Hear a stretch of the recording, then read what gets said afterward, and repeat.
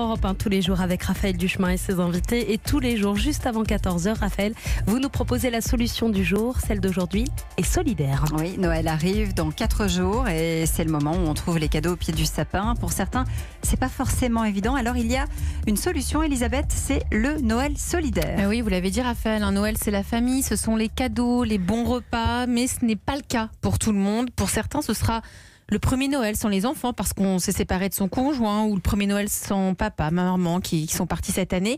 Alors pour certains parmi nous appréhendent ce moment synonyme de tristesse, sans parler de ceux qui n'ont tout simplement pas assez d'argent pour fêter Noël.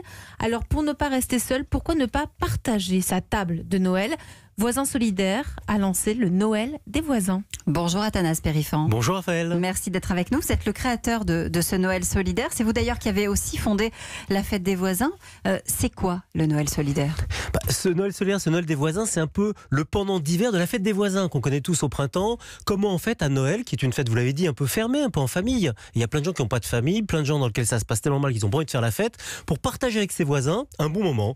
Donc ce Noël des voisins, c'est quoi ? C'est simplement de dire on va décorer le immeuble avec un petit sapin et c'est tous les enfants qui vont décorer. On va se faire un petit cadeau à 2 € dans le lotissement, dans l'immeuble. On va inviter la petite dame âgée qui est isolée, qui est toute seule. Les enfants vont faire un petit dessin. Voilà, plein de prétextes simples pour retisser cette relation avec celui qui habite le pavillon d'en face, l'étage du dessus, et qui sont des gens peut-être très sympas. Alors c'est une très jolie initiative. Comment fait-on ? On ne connaît pas forcément celui qui est isolé, puisque justement on ne le voit pas toujours.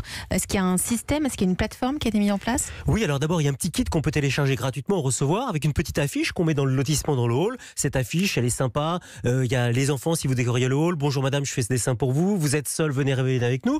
Un petit tract qu'on met dans la boîte aux lettres des voisins. Puis on va aller frapper à la porte des voisins pour leur dire, écoutez, on pourrait faire ça le 23, le 24 ou le 25. Et c'est l'occasion en fait de pouvoir effectivement voir une personne qui est isolée. Et la personne qui est isolée, je l'ai vu souvent, c'est elle qui va organiser ce Noël. Elle est toute seule, elle a du temps, c'est elle qui a invité ses voisins. Et on va être un peu dans la réciprocité. Donc chacun doit apporter un petit quelque chose. Oui, chacun fait plaisir à l'autre. Vous savez, un petit cadeau à 2 €, c'est très simple, ça coûte pas cher.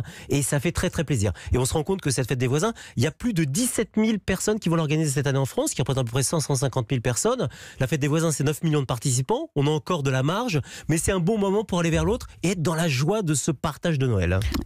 Et si vous nous suivez sur Europe1.fr, je précise, regardez bien, on a l'affiche avec jolie du Noël affiche aux couleurs solidaire. de Très belle, rouge évidemment.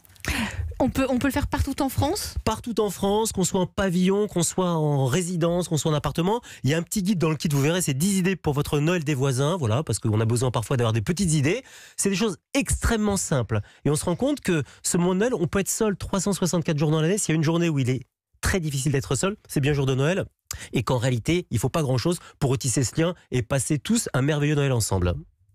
Que dit notre coach Thomas ? Ouais, moi je trouve que c'est une chouette initiative et ça pourrait peut-être donner l'idée à certains voisins qui se découvriraient à cette occasion-là de faire peut-être le réveillon du jour de l'an ensemble. Donc voilà, c'est un bon début, je trouve, c'est un bon déclic. Voilà. Il faut des prétextes en réalité. On se rend compte combien la relation est difficile. Raphaël, si je frappe à votre porte en me disant je suis votre nouveau voisin du 3e, je viens d'emménager, donnez-moi votre 06, je vous invite, elle va se dire Raphaël, oh là là, il est en train de me brancher, il a une tête de pervers, elle va s'en faire un double tour. Mais pas du tout. Je caricature volontairement, mais c'est vrai que dans une société où c'est moins naturel, ce qui devrait être totalement naturel, devient suspect. On se dit, il veut m'inviter, c'est gratuit, qu'est-ce qui se passe, c'est bizarre. Il y a un loup ? Non, pas du tout. Voilà. On a envie de montrer aux gens que le bonheur, il passe par là. On revendique cette solidarité et parfois, quand elle s'exprime vraiment en proximité, on a du mal à la mettre en œuvre. C'est ça le problème. Oui, parce que plus elle est proche, plus elle est difficile, parce qu'elle est engageante. Souvenez-vous, le Petit Prince et le renard dans Saint-Exupéry. Tu t'approcheras petit à petit de moi, tu vas m'apprivoiser. C'est plus facile d'être solidaire avec l'autre bout du monde ou d'envoyer un chèque à une asso, c'est très bien. Mais c'est beaucoup plus engageant et surtout, on se rend compte que le bonheur, il est peut-être derrière la porte de ses voisins. Vous avez déjà des gens qui vous ont dit c'est une super idée, je vais le faire, je vais inviter quelqu'un. 17 000 personnes organisent un Noël des voisins cette année. On a des témoignages de l'année dernière exceptionnels. Par exemple ? Des belles rencontres. Il y a un couple qui s'est formé. Et oui, la célibataire du premier. Et ce qui est très drôle, c'est que c'est pas un couple de 25 ans. C'est un couple de retraités. L'un habitait seul, habitait au 3e. L'autre était toute seule, habitait au 1er. Ils sont ensemble. C'est une nouvelle coloc, forme de coloc. Génial. Plein de belles choses. Des enfants qui sont ravis. C'est parce qu'il n'avait pas une tête de pervers, vous voyez. C'est vrai, ça ne me serait pas arrivé. Merci Raphaël. Vous êtes une vraie voisine solidaire. Tout à fait. Non, mais vous venez quand vous voulez, évidemment, toquer à la porte. Moi, j'ouvre ma porte à mes voisins. On prend des apéros de temps en temps ensemble. On se connaît à tous les étages. C'est important aussi parce qu'on peut avoir besoin les uns des autres. Ça change la vie. la vie au quotidien. Le slogan de l'association Voisins Solidaires, c'est les bons côtés d'être à côté. Alors, il n'y a pas que des bons côtés.